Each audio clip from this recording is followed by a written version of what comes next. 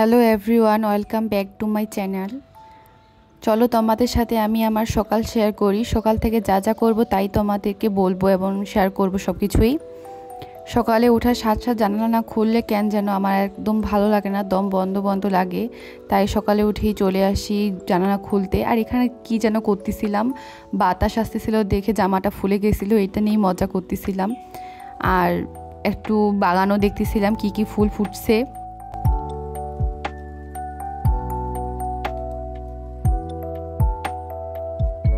চলো কাজে নামা যাক। তো আমার মার মতে আমি বিছানা কি করতে পারি না, ও গোছালো। এটা সত্যি যে আমি যেমন তেমন করেই বিছানা করে রাখি, তেমন গোছগাছ করি না, মানে দিন চলবে এই রকম বিছানা। মা বলে যে মশারির 4টা কোণ চারপাশে ধরে তারপর ভাঁজ করে রাখতে হবে, এত সব করে কে। তাই কোনো মতে করি, কিন্তু আজকে ভিডিও করব দেখে একটু ভালো করে করতেছি এই আর কি। আমার ছোটো বোনও আমার সাথে শুচ্ছে 2 মাস হবে এমন আমার সাথে শোয়া শুরু করছে। ও সকালে উঠে এরকম বালিশ যেখানে সেখানে এইভাবে রাখি দিয়ে চলে গেছে উঠে। ওরও নাস্তা করি নাই, আমিও নাস্তা করি নাই, একসাথেই নাস্তা করব। তো আগে বিছানা করে নিই, তারপর নাস্তা করে নেওয়া যাবে।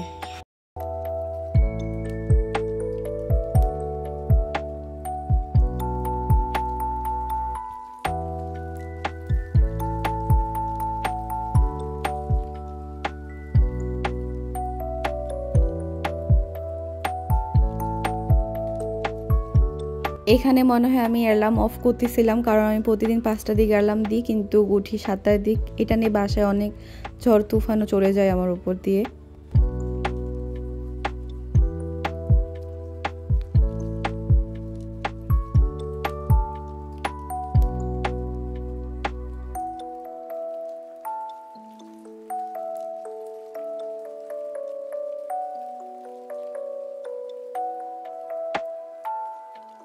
এত সময় নিয়ে বিছানা করেও মার মন জয় করতে পারতেছি না আমি। এখনই আসে বলবে এইটা কোন কেন এখানে ওঠা, এটা কোন কেন এখানে ওই পাশে, চাদর কেন বাঁকা, বিছানা সব কিছু নিয়ে ভুল। কবে যে আমি এগুলো শিখবো কে জানে। তোমরাও দোয়া করিও যাতে আমি তাড়াতাড়ি শিখে যাই, কারণ আমার রান্না বান্না জিনিস খুব পছন্দ, কিন্তু ঘর গোছানো জিনিস কেন যেন আমার বেশি পছন্দ না। আমি সকালে তেমন কিছুই দিই না, শুধু ময়শ্চারাইজার দিই, দুপুরেও ময়শ্চারাইজার দিই, শুধু রাতে মাঝে মধ্যে একটু স্কিন কেয়ার করা হয়। বাদ বাকি সবসময় এইসবই নর্মাল জিনিস ইউজ করা হয়। আমার হাত সবাই অ্যাভয়েড করিও, কারণ আমার মাকে মেহেদি দিতে যায়, আমার হাত এখন লাল হয়ে আছে। চলো নাস্তা করে নিই। আমি পানি বা চা নিব, বাট কিছু পড়বে না এটা কখনোই হয় না, নিতে গেলেই পড়বে। তাই দেখো পড়েও গেছে, তা মা দেখার আগে এটা পরিষ্কার করে নিতে হবে। আর আজকে তোমাদেরকে একটা পছন্দের নাস্তার কথা দেখাবো। এটা হচ্ছে আমরা বলি ছাতু, যেটাকে অনেক কিছুতে বানাই, এটা আমার মা জানে। তোমরা জানতে চাইলে আমি জানাবো অবশ্যই। তো এটাকে চায়ের সাথে মিক্স করে খাইতে হয়। প্রথমে দুধের সাথেও খাওয়া যায়। তো প্রথমে একটু একটু করে নিয়ে মিক্স করে করে যখন গাঢ় হয় তখন এটা হয়ে যায় রেডি।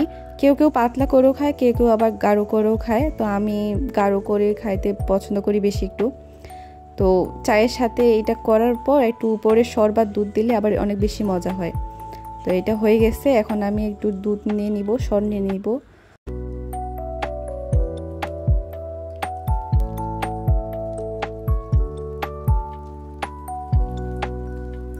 এখানে অনেক ভয় পাচ্ছিলাম যদি দুধও পড়ে যায় তাহলে মা আমাকে একদম মারিয়ে ফেলবে।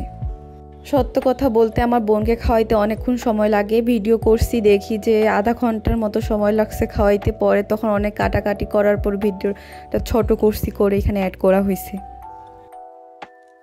আমার যদি কথা বলায় কোনো সমস্যা হয়ে থাকে তাহলে তোমরা অবশ্যই কমেন্টে জানাবা, আবার নতুন নতুন একটু ভুল হতে পারে। চলো এখন একটু পড়তে বসা যাক।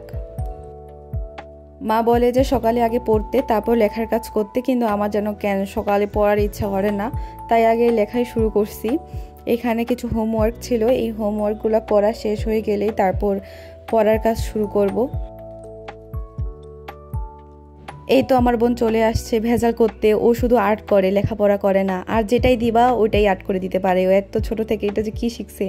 এই তো এখানে কিছু এমসিকিউ আছে, এমসিকিউ পড়া হয়ে গেলে আমার পড়া শেষ। আর কেন যেন আমার 10টার দিকে ভাত না খাইলে খুব খিদা পায় যায়, পড়তে বসলে খিদা পায় কেন জানি, এটা মনে হয় কোনো রোগ আমার। তো এই তো খাবার নিয়ে চলে আসছি। এখানে মা আজকে আলু ভর্তা, করলা ভাজি আর রাসামার রান্না করছিল, অনেক মজা হয়েছিল। তো এখান থেকেই আজকে আমার ভিডিওটা শেষ করতেছি। আসসালামু আলাইকুম।